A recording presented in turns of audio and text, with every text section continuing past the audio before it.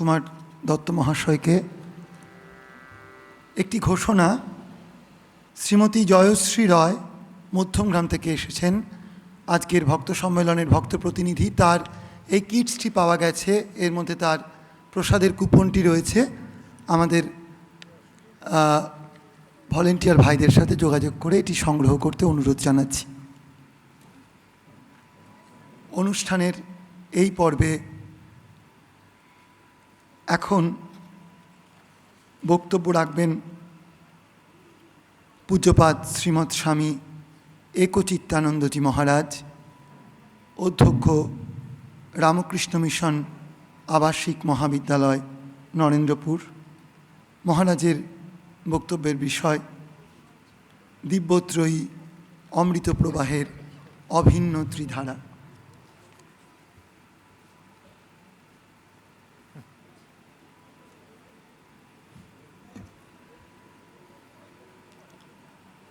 ॐ स्थापकाय च धर्मस्य सर्वधर्मस्वरूपिणे अवतारवरिष्ठाय रामकृष्णाय ते नमः। जननीं शारदां देवीं रामकृष्णं जगद्गुरुं पादपद्मे तयोः श्रित्वा प्रणमामि मुहुर्मुहुः। মঞ্চে আসেন পূজনীয় স্বামী বিশ্বনাথানন্দজি মহারাজ, পূজনীয় স্বামী দুর্গাত্মানন্দজি মহারাজ, পূজনীয় স্বামী অঘরাত্মানন্দজি মহারাজ। এদের চরণে ভূমিষ্ঠ প্রণাম জানাই। সভাগৃহে উপস্থিত অন্যান্য সন্ন্যাসী ব্রহ্মচারী মণ্ডলী, এদের প্রণাম ও নমস্কার জানাই। এবং সমাগত রামকৃষ্ণ ভাবানুরাগী মণ্ডলী, সারাদিন ধরে আপনারা যারা পুণ্যত্রয়ীর জীবন অনুধ্যান করছেন, করবেন, তাদের সশ্রদ্ধ নমস্কার জানাই। দেখছিলাম হলঘর একেবারে কানায় কানায় পূর্ণ হয়ে আছে, এবং ঠাকুরের কথাটি মনে পড়ছিল। মাহেশের রথের প্রসঙ্গে বলছিলেন যে এত লোককে একসঙ্গে দেখলে অনন্তের উদ্দীপন হয়। তো সেই সুযোগ আমাদের সামনে উপস্থিত, এবং স্বামীজিও বলছেন কর্মযোগে যে কর্ম চিন্তাগুলো যেন তরঙ্গের আকারে প্রবাহিত হয়। এবং বহু ভক্ত অনুরাগী যখন যূথবদ্ধভাবে এই পুণ্য জীবনত্রয়ীর কথা চিন্তন করেন, তখন স্বাভাবিকভাবেই সেই চিন্তার শক্তি সংহত হয়, অনেক বেশি তার প্রাবল্য হয়। আমাদের যে প্রসঙ্গের অবতারণা আজকে, দিব্যত্রয়ী অমৃত প্রবাহের ত্রিধারা, 3 শব্দটা আমাদের সনাতন ধর্মগ্রন্থে সংখ্যা 3 বারবার ফিরে এসেছে, বিভিন্ন প্রেক্ষিতে, বিভিন্ন ব্যঞ্জনায়। ত্রিভুবন, সত্য রজতম 3 গুণ রয়েছে, সৃষ্টি স্থিতি প্রলয়ের কথা, 3টে ইভেন্ট, এবং অবশ্যই জগন্নাথ, সুভদ্রা, বলরাম রয়েছে, ধর্ম বুদ্ধ সংঘের কথা। এরা সামগ্রিকভাবে একটি ধারণা, কনসেপ্ট আমাদের কাছে নিয়ে আসেন। সেই অর্থে ঠাকুর, মা, স্বামীজি এদের একটা ইউনিট হিসেবে চিন্তা করলে, সমগ্র হিসেবে চিন্তা করলে, রামকৃষ্ণ ভাবান্দোলন যার একটি দ্যোতক, তো সেই রামকৃষ্ণ ভাবান্দোলনের প্রাণকেন্দ্রে এদের অধিষ্ঠান। সেই অর্থে এদের এই অভিন্নতার কথা, অমৃত প্রবাহের অভিন্ন ত্রিধারা, অভিন্নতার এই ব্যঞ্জনা স্বাভাবিকভাবে উঠে আসে রামকৃষ্ণ ভাবান্দোলন প্রসঙ্গে। কিন্তু পাশাপাশি আমরা স্বগত ভেদের কথা শুনে থাকি। গাছের বিভিন্ন শাখা প্রশাখা, তার ডালপালা, বিভিন্ন গাছের ডালের পাতা, তাদের মধ্যে নিশ্চয়ই প্রভেদ রয়েছে, স্বগত ভেদ। একটা গাছটা ইউনিট হিসেবে সামগ্রিকভাবে তার অস্তিত্ব অস্বীকার করা যায় না, কিন্তু তার মধ্যেই কাণ্ড, শাখা প্রশাখা, তার মধ্যে নিশ্চয়ই প্রভেদ রয়েছে। তো এই প্রভেদকে স্বীকার করে কিভাবে আমরা একে গিয়ে পৌঁছতে পারি, unity in diversity is the plan of creation, Swamiji বলছেন। সেই বৈচিত্র্যের মধ্যে আপাত প্রতীয়মান বৈচিত্র্যকে অস্বীকার না করে আমরা কি করে গিয়ে একে পৌঁছতে পারি, সেটার দিক নির্দেশ করে ঠাকুর বা স্বামীজির পুণ্য জীবন। তাদের প্রভিন্নতা কোথায় সাধারণ লৌকিক বুদ্ধিতে খুব সহজেই ধরা পড়ে। স্বামীজির পাশ্চাত্য শিক্ষার প্রেক্ষিত আমরা সকলেই অবগত রয়েছি, এবং সেখানে শ্রীরামকৃষ্ণ, শ্রী সারদা দেবী তাঁরা পল্লীগ্রামের পটভূমি থেকে উঠে আসছেন। তাদের সেই অর্থে লৌকিক শিক্ষা পাশ্চাত্য শিক্ষার তো প্রশ্নই উঠছে না। সেই ধরনের শিক্ষার আলোক থেকে তারা বঞ্চিত। এবং আরেকটি জায়গাতেও স্পষ্ট প্রভেদ সকলেই বুঝতে পারেন, যে বিশ্বাস যখনই কথামৃত আমরা একটু সাধারণভাবে অগভীরভাবে যখন পড়ার চেষ্টা করি, তখনই লক্ষ্য করি যে বিশ্বাসের ওপর যেন একটু বেশি গুরুত্ব আরোপ করেছেন ঠাকুর, এবং সেই সুর তার অনুরণন শ্রী শ্রী মায়ের জীবনে। স্বামীজি যেন বিপরীত মেরুতে অবস্থান করছেন, এবং তিনি স্বাভাবিক যুক্তিশীল বিচারশীল মন নিয়ে শ্রীরামকৃষ্ণ সন্নিধানে তার কাছে এসে উপস্থিত হচ্ছেন, এবং সব কিছু যাচাই করে বিচার করে দেখার একটি স্বাভাবিক প্রবণতা তার মধ্যে রয়েছে। তো এই যে প্রভেদগুলো, এর পাশাপাশি কোথায় তাদের ঐক্যের সুর, ঐকতান কোথায় তারা নির্মাণ করছেন, সেটা অবলোকন করার জন্যে একটু তলিয়ে দেখার অন্তর্দৃষ্টির প্রয়োজন হয়। পুণ্যত্রয়ীর জীবন অনুধাবন করলে তাদের কয়েকটি জীবনের বিশেষ কয়েকটি মাত্রা সকলকে ভাবিত করে, স্পর্শ করে সমানভাবে, এবং সেইখানে সেই ভূমিগুলোতে দাঁড়ালে মনে হয় তারা একে তিন, তিনে এক। ঠাকুর যেমন ভাগবত ভক্ত ভগবান প্রসঙ্গে বলছেন, একে তিন, তিনে এক। কোথায় কোথায়? যেমন ধরুন, শ্রীরাম ঠাকুর সম্পর্কে স্বামীজির যে অনুভব ব্যক্ত করছেন, ত্যাগীর বাদশাহ তিনি, ত্যাগীশ্বর। অন্যত্র বলছেন ত্যাগ আর সেবা হচ্ছে ভারতের জাতীয় আদর্শ। তো এই ত্যাগের কেন্দ্রবিন্দুতে, সমাপতন বিন্দুতে লক্ষ্য করছি তিনটি জীবন অদ্ভুতভাবে মিলেমিশে একাকার হয়ে যাচ্ছে। শ্রীরামকৃষ্ণের জীবনের পরতে পরতে ত্যাগের কীর্তিগাথা আমরা শুনতে পাচ্ছি। কাঞ্চন স্পর্শমাত্রে, ধাতু স্পর্শমাত্রে তাঁর দেহ বিকৃত হচ্ছে, এবং তার সান্নিধ্যে যারা আসছেন, প্রেমানন্দজি প্রমুখ ত্যাগী সন্তানেরা, তারা লক্ষ্য করছেন রাত্রিরে যখন তার নিদ্রাভঙ্গ হচ্ছে, শ্রীরামকৃষ্ণ ওইভাবে মায়ের কাছে, জগদম্বার কাছে কাতর প্রার্থনা করছেন, মা দিসনি দিসনি, কি দেবেন না? এই ঐহিক যে ভোগ সুখের বাসনা, এখান থেকে তিনি প্রত্যাবৃত্ত হতে চাইছেন। কামিনী কাঞ্চন থু থু বলে এইভাবে পরিহার করছেন জাগতিক ভোগ সুখের বাসনা। এইটা শ্রীরামকৃষ্ণ জীবনের নিশ্চিতভাবেই মূল সুর, এবং এই ত্যাগের মূলে অন্য পিঠে রয়েছে সামগ্রিক ঈশ্বর নির্ভরতা। তার জীবনের ঘটনামালা যখনই আমরা চিন্তন করি, একটা জীবনের মুহূর্তকেও বিচ্ছিন্ন করতে পারি না যখন তিনি ঈশ্বর থেকে বিচ্যুত হয়ে আছেন, ঈশ্বর থেকে ডেভিয়েট করেছেন।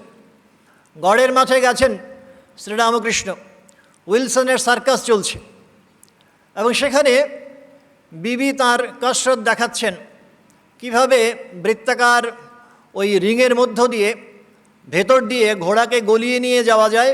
বৃত্তাকার পথ, তার মধ্যে রিংগুলো সব রয়েছে, তার মাঝ দিয়ে ওই ট্র্যাকের মধ্য দিয়ে বিবি তার পথ আবর্তন করছেন। তো দেখছেন শ্রীরামকৃষ্ণ অন্য দর্শকদের সঙ্গে মিলেই যে ওই যে বৃত্তাকার পথ, তার মধ্যে যখনই রিংয়ের পাশে আসছেন বিবি, ঘোড়াকে ছেড়ে দিচ্ছেন, আবার ঘোড়া ভেতর দিয়ে গলে যাচ্ছে, তার পরের মুহূর্তে গিয়ে বিবি কিন্তু ঘোড়ার শরীরে গিয়ে পৌঁছে যাচ্ছেন অবলীলাক্রমে, তাকে ধরে নিতে পারছেন। তো এটা দেখে শ্রীরামকৃষ্ণ অন্যদের মতোই তারিফ করছেন, কিন্তু তার বিশ্লেষণী, তার অধ্যাত্মমুখী মন নির্দেশনা দিচ্ছে যে এটা আসলে অভ্যাসযোগের প্রেরণা বার্তা নিয়ে আসছে আমাদের কাছে, ধরিয়ে দিচ্ছেন কতদিনের অভ্যাসের ফলে বিবি এই কাজটি করতে পারছেন। আর এই অভ্যাস যদি আমরা অন্তর্জীবনে নিজেদের ধর্মজীবনে যদি তাকে আবাহন করতে পারি, অনুশীলন করতে পারি, নিশ্চিতভাবেই আমাদের জীবনে অগ্রগমন হবে সুনিশ্চিত। শ্রীরামকৃষ্ণের কাছে তার অন্তলীলায় যখন সমবেত প্রার্থনা এসেছে, পণ্ডিত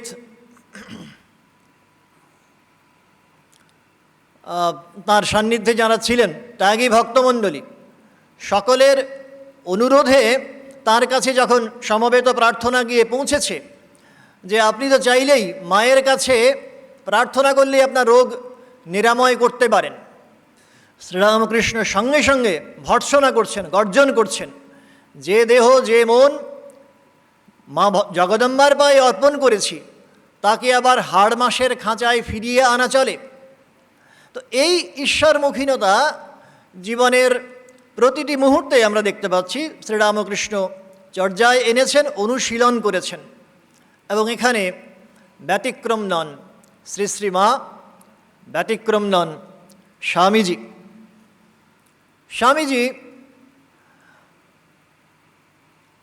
তার কাছে যখন চামরাজেন্দ্র উদিয়ার মাইসোরের রাজা, তিনি একটি রোজওডের হুঁকো দিয়েছেন, হুঁকো তাকে অর্পণ করেছেন, উপহার হিসেবে দিয়েছেন।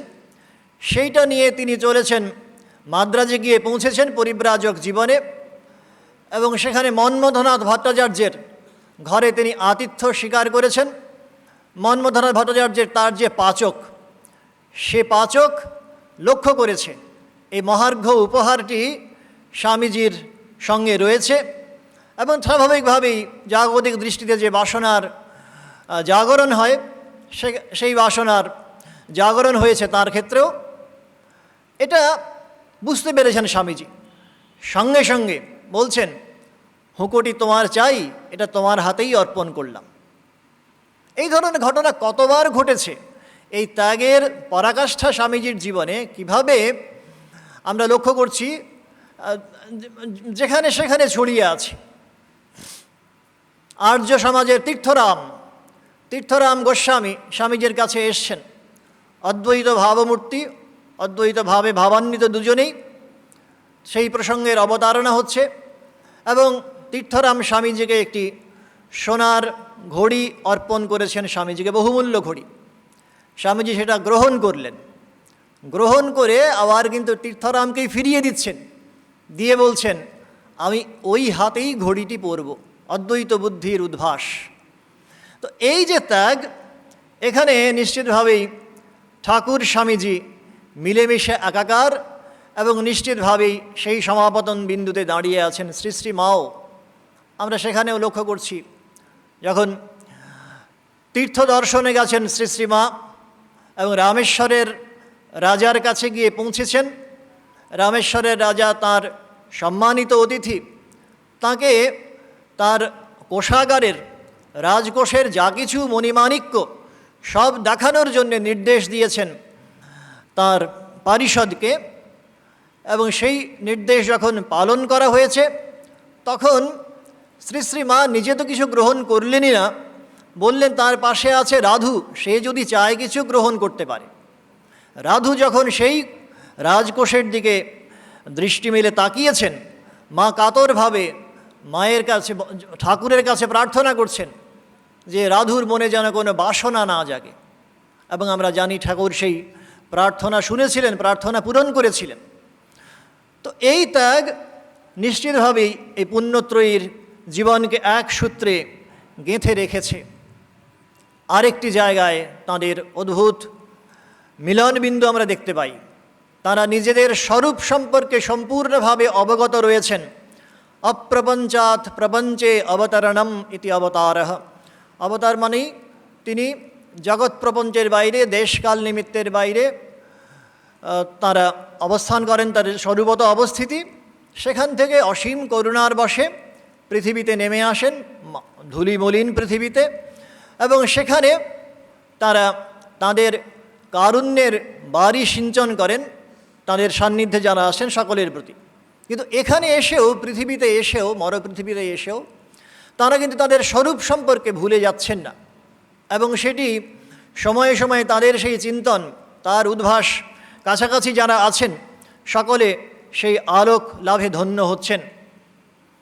শ্রীরামকৃষ্ণের মুখে আমি সেই যুগে যুগে অবতার কথামৃতে বার কয়েক তার উল্লেখ রয়েছে, এবং সকলেই আমরা জানি তোমাদের চৈতন্য হোক অদ্ভুত সেই ঘোষণা কাশীপুরে 1 জানুয়ারিতে। সেই দিন নিশ্চিতভাবেই শ্রীরামকৃষ্ণ অভয় প্রদানের পাশাপাশি সেই অভয়ের উৎসটি কোথায়, অভয়ের উৎস যে সেই অপ্রপঞ্চে তাঁর আত্মস্বরূপে, সেইটা সুস্পষ্টভাবে ব্যক্ত করেছিলেন সমাগত ভক্তমণ্ডলীর কাছে। শ্রী শ্রী মায়ের ক্ষেত্রেও তার কোনো ব্যত্যয় নেই, যদিও তিনি সাধারণভাবে সকলের সঙ্গে লোক ব্যবহারে তিনি অতি সাধারণ, কিন্তু তার অসাধারণত্ব সময়ে সময়ে বাংময় হয়ে উঠছে, প্রকটিত হচ্ছে। নলিনী দিদি রাত্রিরে এসে মায়ের কাছে তিনি তার দুঃখ প্রকাশ করে বলছেন যে তিনি কাকবিষ্ঠা স্পর্শ করেছেন, তো সেই কারণে ঘরে এসে প্রবেশ করতে পারবেন না। মা তাকে অভয় দিয়ে বলছেন স্পর্শ করো, স্পর্শ করো আমাকে, আমাকে ছুঁয়ে দেখো, কারণ পবিত্রতার উৎস আমার মধ্যে নিহিত রয়েছে, আমি পবিত্রতার স্বরূপ।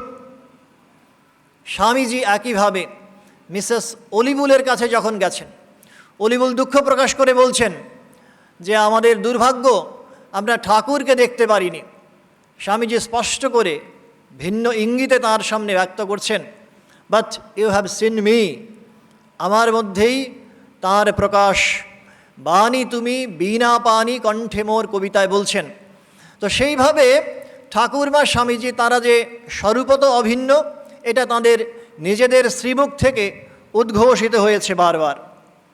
পবিত্রতার কথা হচ্ছিল শ্রীরামকৃষ্ণ প্রসঙ্গে।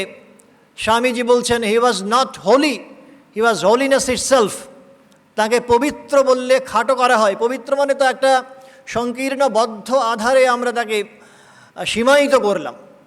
কিন্তু যখন বলছি তিনি পবিত্রতার স্বরূপ, তাহলে পবিত্রতার যে মূল উৎস, অনন্ত পবিত্রতা, অনন্ত শক্তি, অনন্ত বীর্য আত্মার মধ্যে বিদ্যমান, স্বামীজি বলছেন সেই আত্মিক শক্তিতে আমরা আবার প্রত্যাগমন করতে পারি যখন বলি পবিত্রতার স্বরূপ তিনি।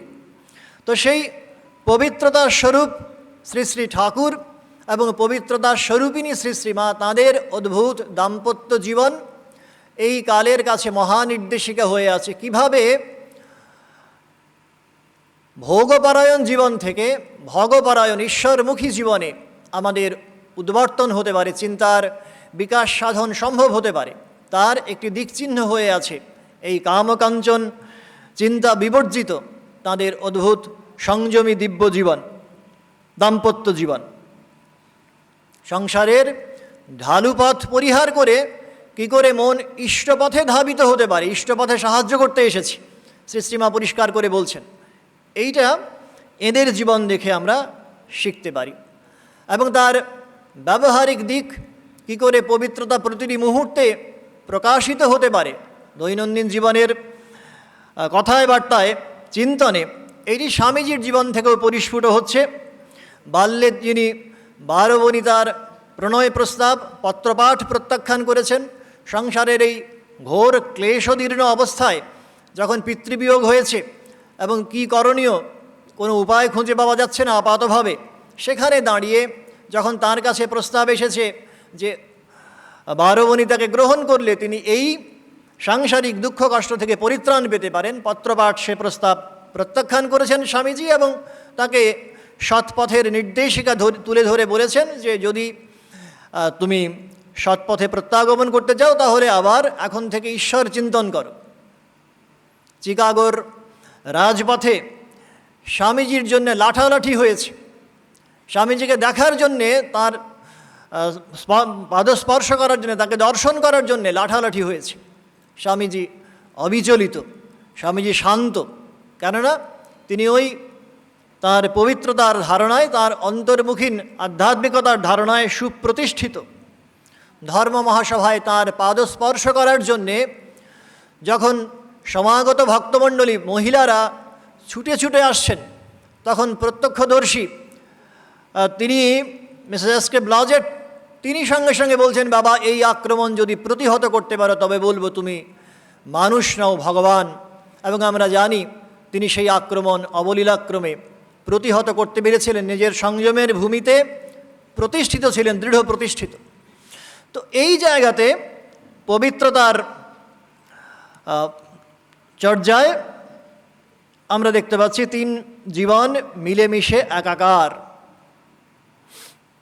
সত্য নির্ভরতা,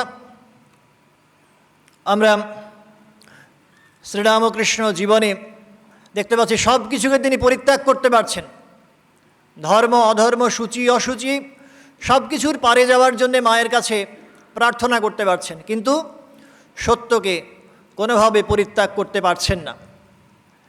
এই সত্য নির্ভরতার উপর ঠাকুরমা স্বামীজির জীবন মিলেমিশে একাকার। তো এবং অবশ্যই ত্যাগের যে এই আমরা বিভিন্ন দিকগুলো মাত্রাগুলো আলোচনা করার চেষ্টা করলাম, আত্মস্বরূপ উদ্ঘোষণ, অনাসক্তি, পবিত্রতা, সর্বতোমুখী ঈশ্বর চিন্তন এবং সত্য নির্ভরতা। তার পাশাপাশি ব্যবহারিক যে অন্য দিকটি সেবা, যার অবলম্বনে তারা মানুষের কাছাকাছি আসছেন, আমাদের মতো সাধারণ মানুষের কাছাকাছি আসছেন, গণদেবতার কাছাকাছি আসছেন, সেই দিকটিকেও আমরা উপেক্ষা করতে পারছি না। অন্নদান, প্রাণদান, বিদ্যাদান এবং ধর্মদান, এই চতুর্বিধ দানের ডালি নিয়ে তারা এসে উপস্থিত হচ্ছেন। তারা প্রত্যেকের ক্ষেত্রে অদ্ভুতভাবে লক্ষ্য করছি আমাদের সাধারণ মানুষের কাছে এসে উপস্থিত হচ্ছেন এবং সেখানে মানুষের অন্তর্নিহিত দেবত্বকে সর্বতোভাবে স্বীকার করছেন তারা। শ্রী শ্রী ঠাকুরের জীবনে শিবজ্ঞানের জীবসেবার মহামন্ত্র উচ্চারিত হয়েছিল, কোন পটভূমিতে কোন ঘটনায় সেটা আর আমি আর এখন ব্যাখ্যায় যাচ্ছি না, কিন্তু লক্ষ্য করছি শ্রীরামকৃষ্ণ জীবনেও আসলে অঙ্গাঙ্গিভাবে জড়িয়ে আছে ত্যাগের, ঈশ্বরমুখীনতার পাশাপাশি সেবার ভাব। কেননা যখনই তার ভক্তরা তার কাছে আসছেন, ত্যাগী ভক্তমণ্ডলীর তো কথাই নেই, তথাকথিত গৃহী ভক্তমণ্ডলী, তাঁদেরও তিনি বারবার একই প্রশ্ন জিজ্ঞাসা করছেন, তুই কি চাস? যার যেমন সেই অনুসারে ভক্তবাঞ্ছা কল্পতরু ভগবান তার চাহিদা পূরণ করছেন এবং তাকে সেই ভূমিতে দাঁড়িয়ে উত্তরণের দিশা ধরিয়ে দিচ্ছেন। উপেন্দ্রনাথ মুখোপাধ্যায়, বসুমতী সম্পাদক, প্রকট দারিদ্র্যে জর্জরিত তার জীবন, তিনিও আসছেন শ্রীরামকৃষ্ণের কাছে এবং শ্রীরামকৃষ্ণ তার চোখ মুখ দেখে লক্ষ্য করছেন যে যদিও তিনি শ্রীরামকৃষ্ণ সমীপে উপাগত, কিন্তু তার মধ্যে কিছু চাহিদা রয়েছে, তার মধ্যে কিছু শূন্যতার অনুভব রয়েছে, সেটা অনুধাবন করে জিজ্ঞেস করছেন তুই কি চাস? এবং স্পষ্ট অকপট স্বীকারোক্তি উত্তর আসছে যে তিনি অর্থ চান। সঙ্গে সঙ্গে শ্রীরামকৃষ্ণ তার প্রার্থনা পূরণ করছেন, করে বলছেন যে এতে কিন্তু শেষ নয়, এর পরেও চিন্তার ঊর্ধ্বগমন সম্ভব। উপেন্দ্রনাথ মুখোপাধ্যায় আমরা জানি পরবর্তীকালে অর্থশালী হয়েছিলেন, কিন্তু সেই অর্থ তিনি সৎ কাজে সম্পূর্ণভাবে ব্যয় করেছিলেন, নিজের মধ্যে কিছুমাত্র সঞ্চয় করে রাখেননি, কুক্ষিগত করে রাখেননি। এইভাবে মনীন্দ্রকৃষ্ণ গুপ্ত তিনি যখন আসেন শ্রীরামকৃষ্ণের কাছে, তার কাছেও একই প্রশ্ন, তুই কি চাস?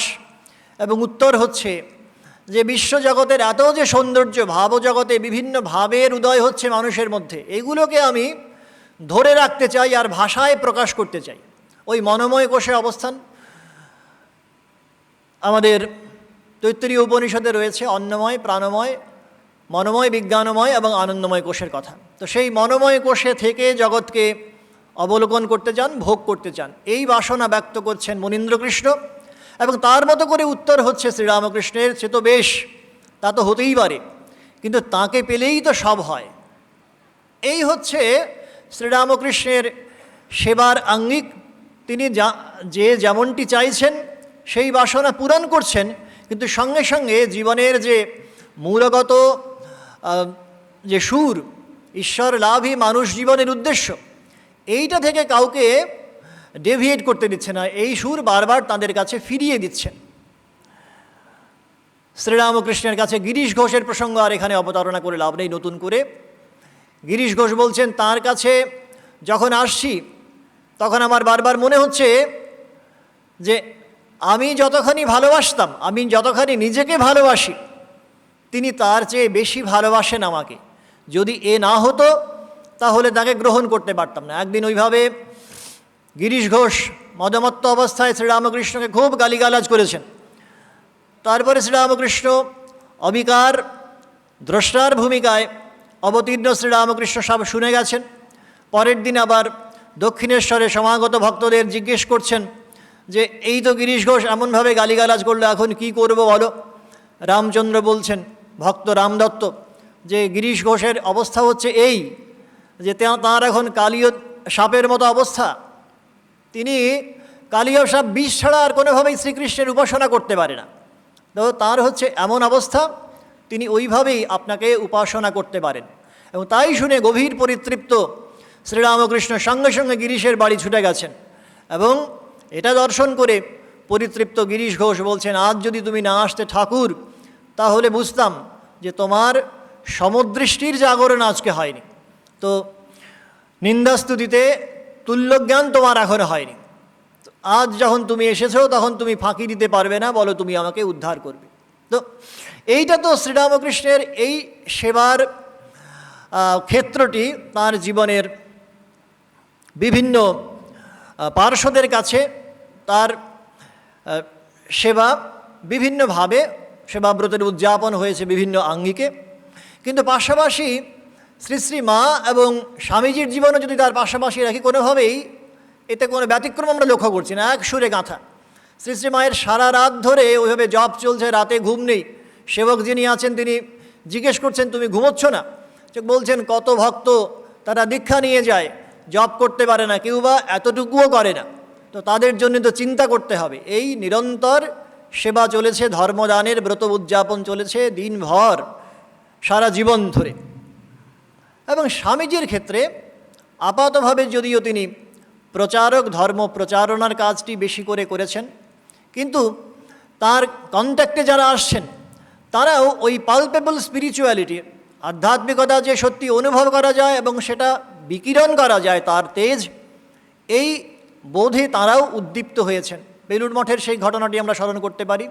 প্রেমানন্দ রয়েছেন, স্বামীজির অন্যান্য পার্ষদরা রয়েছেন এবং সেখানে উপনিষদের তত্ত্ব আলোচনা হচ্ছে, আত্মতত্ত্বের আলোচনা হচ্ছে এবং প্রেমানন্দজির দিকে আঙুল তুলে স্বামীজি বলছেন, এই তো ব্রহ্ম। সকলে সঙ্গে সঙ্গে অনুভব করছেন যে আমরা যেন আত্মতত্ত্বকে অনুধাবন করতে পারলাম। প্রত্যেকেই ধর্মজীবন যে শুধুমাত্র প্রচারণার মধ্যে সীমায়িত থাকতে পারে না, তাকে যে অনুভব করা যায় এটাও প্রত্যেকে অনুভব করছেন। তো এই ধর্মদানের ব্রত আধ্যাত্মিক তত্ত্বের মাধ্যমে, বিচ্ছুরণের মাধ্যমে প্রত্যেককে যে স্পর্শ করা যায়, সেবা করা যায়, এটা পুণ্যত্রয়ীর জীবন থেকে সম্পূর্ণভাবে আমরা অধিগত করতে পারি, বুঝতে পারি। অথচ আপাতভাবে যখন আমরা রামকৃষ্ণ সংঘের রামকৃষ্ণ ভাবান্দোলনের প্রেক্ষিতে বিচার করছি, তখন এই ধারণা খুব সুস্পষ্টভাবে পরিস্ফুট হচ্ছে, শ্রী শ্রী ঠাকুর যেন তত্ত্বস্বরূপ হয়ে আছেন।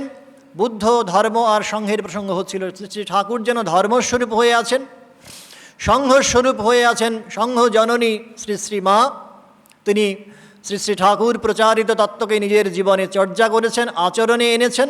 প্র্যাকটিক্যাল বেদান্ত স্বামীজি বলছেন।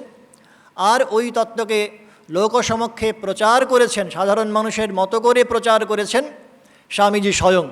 তো এই ধর্ম, বুদ্ধ, সংঘ তিনে এক, একে তিন, তারা কখনো বিচ্ছিন্ন নয়। বৌদ্ধ সংঘেও ছিল না, আমাদের রামকৃষ্ণ সংঘেও নয়। ত্রিধারায় মিলেমিশে একাকার হয়ে যাচ্ছে তত্ত্ব, তার ব্যবহারিক জীবনে অনুশীলন আর তার প্রচারণা। আমরা বলি ত্রিধারায় নয়, আসলে সহস্র ধারায় বর্ষিত হচ্ছে পুণ্যত্রয়ীর জীবন কথা, তাদের অলোক সামান্য জীবনের শক্তি। একটি ঘটনা স্মরণ করে আমরা আলোচনায় ইতি টানব। রাসবিহারী মহারাজের সঙ্গে পূজনীয় মাধবানন্দজির সংলাপ হচ্ছে এবং মাধবানন্দজির কাছে রাসবিহারী মহারাজ দুঃখ প্রকাশ করে বলছেন যে এই যুগে যারা নবাগত ব্রহ্মচারী তাদের দেখছি এই অফিস আদালত এইগুলো নিয়েই তাদের দিন কাটছে, কাজকর্মের দিকে ঝোঁক বেশি, কর্মযোগেই তাদের সময় অতিবাহিত হচ্ছে। তখন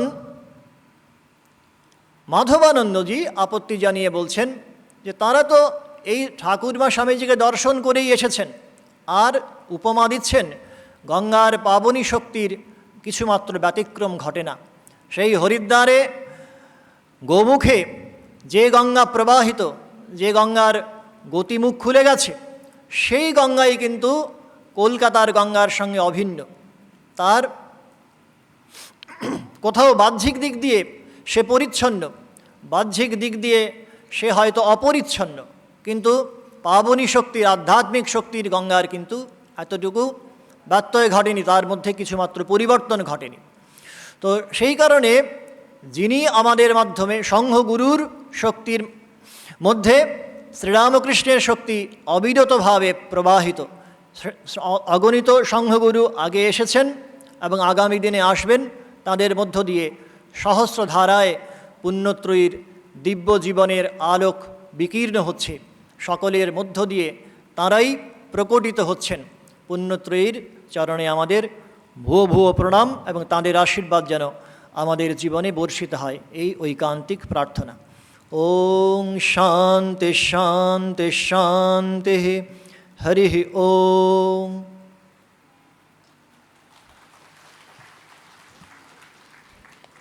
এতক্ষণ আমাদের সামনে দিব্যত্রয়ী ও অমৃত ত্রিধারা এই বিষয়ে মনোজ্ঞ বক্তব্য রেখে একটি সুচারু আধ্যাত্মিক পরিবেশ রচনা করলেন পূজনীয় শ্রীমৎ স্বামী একচিত্তানন্দজি মহারাজ, অধ্যক্ষ রামকৃষ্ণ মিশন আবাসিক মহাবিদ্যালয় নরেন্দ্রপুর। উপস্থিত সমগ্র ভক্তমণ্ডলীর তরফ থেকে তার চরণে বিনম্র প্রণিপাত। অনুষ্ঠানের এই পর্বে শ্রীরামকৃষ্ণ ও তার আদর্শ ভক্ত শীর্ষক বক্তব্য রাখতে আহ্বান জানাচ্ছি রামকৃষ্ণ সংঘের প্রবীণ প্রাজ্ঞ সন্ন্যাসী, কামারপুকুর রামকৃষ্ণ মঠের ভূতপূর্ব অধ্যক্ষ পূজনীয় শ্রীমৎ স্বামী বিশ্বনাথানন্দজি মহারাজকে।